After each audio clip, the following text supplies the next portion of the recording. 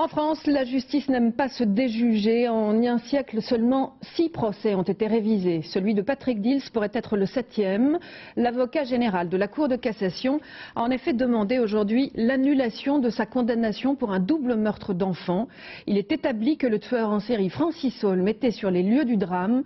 Patrick Dils, lui, a passé près de 14 ans en prison. Estelle Mathieu, Yves Kemener. Quelques minutes ont suffi pour comprendre qu'aujourd'hui, quelque chose d'important était en train de se produire à la Cour de cassation. Il est 16 h, tout s'est passé très vite, avec d'abord le départ précipité de la grand-mère du petit Alexandre. Avec ensuite cette courte phrase prononcée par le père de Patrick Dils.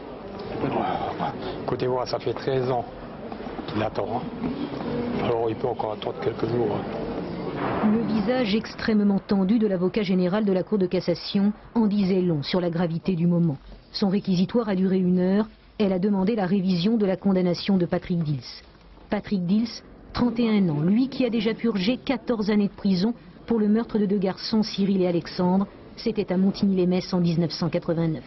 Patrick Dils qui avait 16 ans au moment des faits et qui à ce jour encore est le plus jeune condamné de France à la réclusion criminelle à perpétuité. Patrick Dils qui malgré des aveux crie son innocence depuis toutes ces années. Tout à l'heure, comme l'a souligné l'avocat général, le temps de décider est venu. Décider au regard d'un élément nouveau, la présence du tueur en série Francis Holm sur les lieux du crime le jour des faits. Francis Holm a lui-même indiqué sa présence. Il a parlé de sa vision des 2 corps, il a dessiné très précisément l'endroit du drame et il y a dans sa façon de tuer des similitudes troublantes avec le meurtre de Cyril et Alexandre. À l'issue de l'audience, il y avait de l'émotion et de la colère dans les réactions. Je dis et je le répète, aucun élément encore de ce dossier ne permet de dire que quelqu'un d'autre que Patrick Dils ait commis ce crime. Aujourd'hui, on est enfin arrivé, disons, c'est un grand jour pour nous, parce qu'enfin, c'est ce qu'on voulait depuis longtemps, que Patrick soit rejugé devant une cour d'assises. Et enfin, il pourra s'exprimer.